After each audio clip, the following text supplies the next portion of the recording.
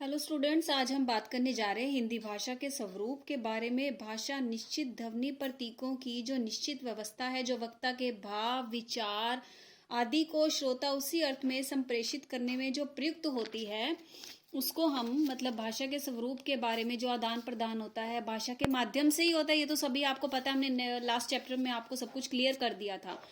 अगर हम बात करें देश के आधार पर, चीनी भाषा जो होती है, जापानी भाषा, जर्मनी भाषा, और काल के आधार पर अगर हम बात करें तो मध्ययुगीन और आधुनिक भाषा, और भाषा की प्रकृति के आधार पर अगर हम बात करें तो योगात्मक भाषा और अत्याधुनिक भाषा। भाषा की प्रकृति के आधार पर अगर हम बात करें और परिवार के आधार पर अगर हम बात करें तो भारोपाई परिवार, द्रविड़ परिवार, जापानी परिवार। भारत जो है एक बहुभाषी देश है, अतः देश के आधार पर हिंदी को हम भारतीय भाषा नहीं कह सकते। स्वतंत्रता प्राप्ति के समय देश की राजभाषा व राष्ट्रभाषा के नाम पर प्रयुक्त होने वाली भाषा के नामकरण पर काफी विवाद चला था, क्योंकि कुछ विद्वान नेता आदि हिंदुस्तानी नाम के समर्थक थे, जिसमें हिंदी और उर्दू भाषा के प्रचलित शब्दों को भी प्रयुक्त किया गया था। अगर हम हिंदी भाषा के स्वरूप के बारे में बात करें तो वर्तमान समय में राजभाषा के रूप में स्वीकृत हिंदी भाषा वस्तुतः दिल्ली, मेरठ, गाजियाबाद, सहारनपुर, मुजफ्फरनगर आदि के आसपास के जो क्षेत्र थे उसमें प्रयुक्त होने वाली खड़ी बोली को ही एक स्वरूप दिया गया था, क्योंकि आधुनिक हिंदी भाषा क्षेत्र के अंतर्गत जो उत्तर प्रदेश के उत्तरांचल, बिहार, झारखंड, एक खड़ी बोली को एक मानक रूप दिया गया, क्योंकि आधुनिक जो हिंदी भाषा है उसके क्षेत्र में उत्तर प्रदेश में जो झारखंड है, जैसे छत्तीसगढ़ है, आपने देखा ही होगा कि केंद्र प्रशासित प्रदेश हमारे आ जाते हैं, हिमाचल प्रदेश हो गया, दिल्ली हो गया। इस प्रकार यदि भारत के मानचित्र पर अगर देखा जाए तो लगभग समूचा उत्तरी भारत में मध्य भारत के कुछ क्षेत्र में हिंदी भाषा का ही प्रयोग होता है। भाषा के संबंध में एक उक्ति बहुत प्रचलित है कि कोस कोस पर बदले पानी और चार कोस पर बदले वाणी। या आपको भी पता ही होगा कि आप कहीं पे जाते हो, अपने घर पे आपकी लैंग्वेज कुछ और होती है, बाहर कुछ और होती है ना। तो आपकी जो बोलियां हैं वो यहीं से अंतर पता लग जाता है कि विशेष अगर हम बात करें तो हिंदी भाषा जो है इसकी अनेक बोलियां हैं। इन क्षेत्रों में रहने वाले लोगों के बच्चे अपने आसपास के वातावरण में इन्हीं बोलियों के माध्यम से ही अपने भावों और विचारों को अभिव्यक्ति जो है, अपनी जो अंदर की जो भावना है उसको प्रचलित करते हैं, उसको दिखाते हैं। फर्स्ट ऑफ ऑल हम बात करते हैं मातृभाषा के रूप में हिंदी अथवा या फिर हिंदी का जनपदीय स्वरूप। इसको क्या बोलेंगे? हिंदी भाषा की अनेक बोलियां होने के कारण हिंदी बोलने वाले लोगों का एक क्षेत्र बड़ा व्यापक है, क्योंकि भौगोलिक दृष्टि से अगर हम देखें उत्तरांचल और हिमाचल प्रदेश से लेकर हरियाणा और दिल्ली तक जाता है, तो दूसरी ओर बिहार, छत्तीसगढ़ से लेकर मध्य प्रदेश तक जाता है। इस प्रकार क्षेत्र के जनपदों में हिंदी भाषा अपने क्षेत्रों में दैनिक व्यवहार में अपनी अपनी बोलियों को प्रयोग करते हैं और औपचारिक स्थितियों में मानक हिंदी का प्रयोग करते हैं।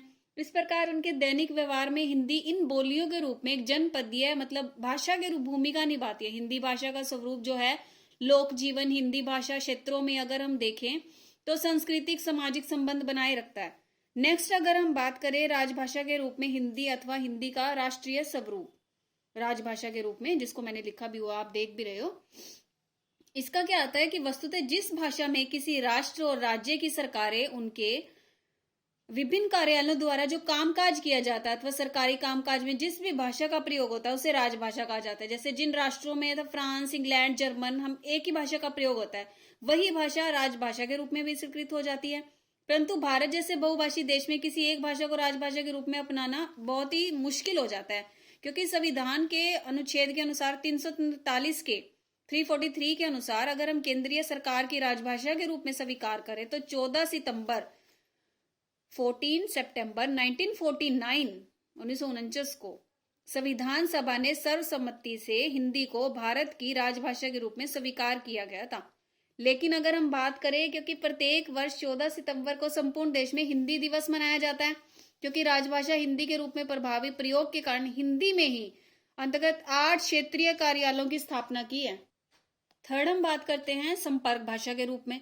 संपर्क भाषा तो आपको ही पता है संपर्क क्या होता है, दो भिन्न बिंदु जो हम परस्पर जोड़ने वाली एक संपर्क बनाना, किसी से बात करना। भाषा ही दो भिन्न संस्कृतियों के रूप में संप्रेषण के माध्यम के कारण संस्कृति का एक आधारभूत तत्व हो जाता है, जो कि एक जाति और दूसरी जाति से संस्कृति के तत्वों को अपनाना चाहती है तो उसे संपर्क में आना चाहती है। आपने सुना भी होगा, जैसे टेलीफोन पर भी वो संपर्क करने में भी है, व्यस्त है, जो भी है, आपने सुना ही होगा इन चीजों के बारे में। तो उस जाति और संस्कृति की भाषा को एक उपकरण या माध्यम के रूप में भी अपनाना पड़ता है। माध्यम भाषा अगर हम कहें तो पठन पाठन और मिश्रण, शिक्षण परिशिक्षण और अध्ययन अध्यापन के साथ साथ दूसरे भाषा भाषी व्यक्ति के रूप में संपर्क बनाने के लिए भी प्रयुक्त की जाती है। क्योंकि अगर हम बात करें तो इस दिशा में अभी बहुत कुछ कार्य और प्रगति करना शोध है। महानगरों में अगर हम बात करें, अभिभावक इसी तथ्य को ध्यान में रखकर बच्चों को उन विद्यालयों में भेजते हैं जहां शिक्षा का माध्यम अंग्रेजी भाषा ही है सिर्फ। और संक्षेप में अगर कहें तो हिंदी उत्तरी भारत के हिंदी भाषी क्षेत्रों में विद्यालय स्तर पर माध्यमिक भाषा के रूप में विकसित हो रही है, परंतु अन्य प्रदेशों व उच्चतम शिक्षा के क्षेत्रों में इसका विकास न के बराबर है बिल्कुल। परंतु इन लोगों के साथ हिंदी भाषा व्यक्ति हिंदी के माध्यम से ही आसानी से संपर्क कर सकते हैं। नेक्स्ट हम बात करते हैं साहित्यिक भाषा के रूप में। हिंदी अथवा हिंदी का साहित्यिक स्वरूप जो होता है, भाषा व्यवहार के रूप में दो लोक होते हैं। लोक व्यवहार के रूप में भाषा का प्रयोग और कवि कर्म, और साहित्य के रूप में भाषा का प्रयोग।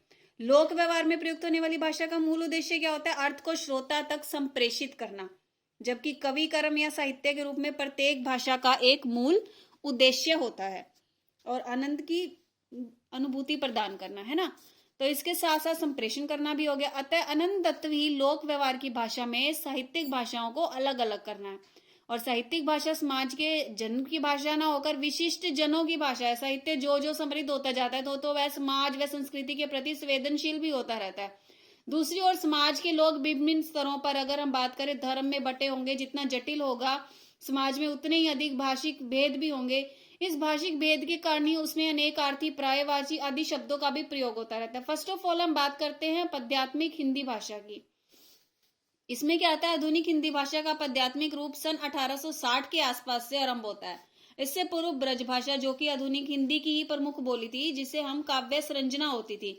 पद्यात्मिक भाषा के रूप में कवि के कुछ विशिष्ट लक्ष्य पूर्व निर्धारित होते थे। वो पहले से ही निश्चित करके रखते थे कि हमने इसमें ये करना है और वो करना, अलंकार करने हैं, छंद, युक्ति, तुक आदि का प्रयोग करना है, और व्याकरण को इतना यूज करना है, इतना नहीं करना है। नेक्स्ट हम बात करते हैं गद्यात्मक हिंदी भाषा की। गद्य तो आपको पता ही होंगे। आधुनिक हिंदी भाषा के रूप में अगर हम बात करें, 1990 के आसपास उद्भव हुआ था इसका। वर्तमान में यह रूप निरंतर विकसित हो रहा है। इस दिशा में आचार्य महावीर प्रसाद द्विवेदी का तुल्य योगदान रहा, जिसके कारण हिंदी भाषा में प्रचलित अनेक रूपता पर पूर्ण विराम लगा। हिंदी भाषा का यह रूप वर्तमान काल के साहित्य की अनेक विधाओं यथा उपन्यास, कहानी, नाटक, संस्मरण, एकांकी आदि में प्रयुक्त हो रहा है। संचार माध्यम भाषा के रूप में अगर हम बात करें, भावों और विचारों के संप्रेषण के लिए भी भाषा का ही प्रयोग होता है।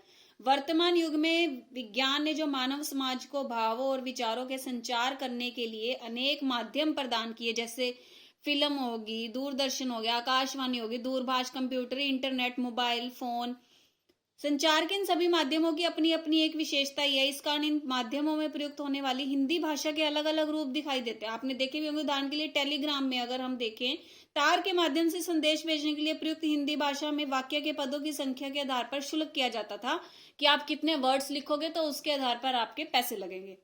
ठीक है। आधे संदेश प्रत्येक कम से कम शब्दों में ही अपना संदेश भेजता। तार समय भेजते समय अनेक पदों पर भी ध्यान। नेक्स्ट हम बात करते हैं हिंदी का अंतरराष्ट्रीय स्वरूप, जो कि हमारा मेन है। वर्तमान समय में हिंदी भाषा का जो प्रयोग था अंतरराष्ट्रीय संदर्भ में भी हो रहा है। भारत के अतिरिक्त मॉरिशस, फिजी जो भी है, गुयाना आदि देश में संस्कृति महत्व की दृष्टि से हिंदी भाषा का प्रयोग हो रहा है। इन देशों में भारतीय मूल के निवासियों की संख्या सर्वाधिक है, बहुत ज्यादा है। क्योंकि इसके अतिरिक्त भारत के तत्कालीन विदेश मंत्री श्री अटल बिहारी वाजपेयी ने भी संयुक्त राष्ट्र की महासभा में हिंदी में अपना भाषण देकर एक नया आयाम स्थापित किया, क्योंकि इस स्तर पर हिंदी में भाषण देने वाले वे भारत के पहले राजनेता थे। कनाडा और अगर अमेरिका, रोमानिया, पोलैंड आदि की अगर हम बात करें, तो इन देशों के विश्वविद्यालयों में भी विदेशी भाषा के रूप में हिंदी भाषा का अध्यापन कार्य चल रहा है। इसके अतिरिक्त पर कई ऐसे देश भी है जहां बड़ी संख्या में भारतीय ही व्यापार करते हैं और उसके जीवन में भारतीय हिंदी का महत्वपूर्ण स्थान है, जैसे नेपाल हो गया, Sri Lanka, Pakistan, Singapore, Thailand, Malaysia. इन पर भी फिल्में बड़े चाव के साथ देखी जाती है, क्योंकि वहां के मूल निवासी भी इन हिंदी फिल्मों में, अभिनेताओं में, अभिनेत्रियों में बहुत विशेष रुचि रखते हैं, क्योंकि संक्षेप में अगर हम कहें तो अंतरराष्ट्रीय स्तर पर अपनी पहचान बनाने में समर्थ हुई है। नेक्स्ट अवर टॉपिक इज मातृभाषा। मातृभाषा क्या होती है? सभी को पता है। बच्चा जब जन्म लेता है तब वह दो स्वाभाविक क्रियाएं, मुस्कुराना और रोना, और अपनी भूख, प्यास, वेदना, प्रसन्नता सब मनोभावों को प्रकट करता है। परंतु जैसे जैसे वो माता का दूध ग्रहण करने के लिए उसके होठों की ओर देखता है, आपने देखा भी होगा, तो वो अपनी माता के हाव भाव, भाषा आदि का अनुकरण करने का प्रयास करने लग जाता है। उसके यही प्रयास धीरे धीरे उसके हाव भाव, विचारों आदि को पहले एक अपेक्षाकृत स्पष्ट रूप से माता पिता व आस पड़ोस की भाषा में स्पष्ट रूप से देखने में सक्षम होते हैं। इस प्रकार मोटे शब्दों में अगर हम कहें कि मातृभाषा से तात्पर्य उस भाषा से है जिसे बालक अपने माता पिता के अनुकरण द्वारा सीखता है, परंतु मातृभाषा की यह परिभाषा अत्यंत संकुचित है। विश्व में ऐसे अनेक देश हैं जहां केवल एक ही भाषा का प्रयोग होता है, जैसे इंग्लैंड, जापान और चीन, फ्रांस, जर्मनी। इन देशों में जो प्रयुक्त होने वाली भाषा है मातृभाषा, संपर्क भाषा, संचार माध्यम की जो भाषा है, राजभाषा और राष्ट्रभाषा के रूप में स्वीकृत हो जाती है। इन देशों में मातृभाषा के लिए उपयुक्त परिभाषा सही मानी जा सकती है, परंतु आज पूरा विश्व एक गांव के समान हो गया है। भारत जैसे बहुभाषी देश में प्राय ऐसे देखने को मिल जाता है कि पंजाबी भाषी परिवार मद्रास और कलकत्ता में वर्षों से रह रहे हैं, परंतु हिंदी भाषा परिवार लंदन में जाकर बस गया। इस प्रकार की परिस्थिति में यह भी देखने को मिलता है कि ऐसे परिवार के सदस्य परस्पर विचार विनिमय के लिए अपनी मूल भाषा का प्रयोग करते हैं, परंतु जबकि लोगों के साथ विचार विनिमय के लिए उस समाज में प्रचलित भाषा का प्रयोग करते हैं, तो ऐसे परिवार में पढ़ने बढ़ने वाला बच्चा बचपन से इन दोनों भाषाओं में अपने भावों और विचारों को अभिव्यक्त करने में समर्थ होता है। बेंगलोर जैसे में रहने वाले में बालक 3 प्रकार की भाषाओं को, जैसे कि कन्नड़ होगी, तमिल और तेलुगु का अच्छा प्रयोग कर लेता है, परंतु उनके माता पिता केवल कन्नड़ भाषा का ही प्रयोग करते हैं। माता पिता की भाषा से जोड़कर देखना उचित नहीं है, परंतु अगर मातृभाषा के रूप में अगर हम हिंदी की बात करें तो अर्थ स्वरूप स्पष्ट हो जाने के कारण मातृभाषा के रूप में हिंदी के स्वरूप को आसानी से समझा जा सकता है। अतः एक विस्तृत रूप में भूभाग पर रहने वाले लोगों द्वारा प्रयुक्त की जाती है। वही पहले वाली बात आ जाती है कि कोस पर अगर पानी बदल जाता है तो 4 कोस पर आपकी वाणी भी बदल जाती है। इन्हीं उपभाषाओं से अगर हम हिंदी वर्तमान प्रमुख 19 बोलियों का विकास हुआ है। जी हाँ, 19 बोलियों का। हिंदी की ये सभी बोलियां अपने क्षेत्र में मातृभाषा में भाषाओं के रूप में प्रचलित हैं। इनमें से खड़ी बोली, जो कि वास्तव में एक बोली की तरह ही प्रयुक्त होती रही है, मानक रूप में भी स्वीकार की गई है। खड़ी बोली को भाषा का दर्जा देने के लिए ब्रज भाषा, अवधी, मैथिली आदि की साहित्यिक रचना कर जा चुकी है इनकी। जैसे पश्चिमी पहाड़ी की 30 से ऊपर बोलियां हैं। अगर हम देखें तो उपयुक्त हिंदी भाषा क्षेत्र में भले ही अनेक बोलियां प्रचलित है, परंतु मातृभाषा के रूप में हिंदी का ही महत्व सबसे ऊपर है, क्योंकि इन्हीं हिंदी भाषा के रूप में शिक्षा का माध्यम भी हिंदी ही है। थैंक्स।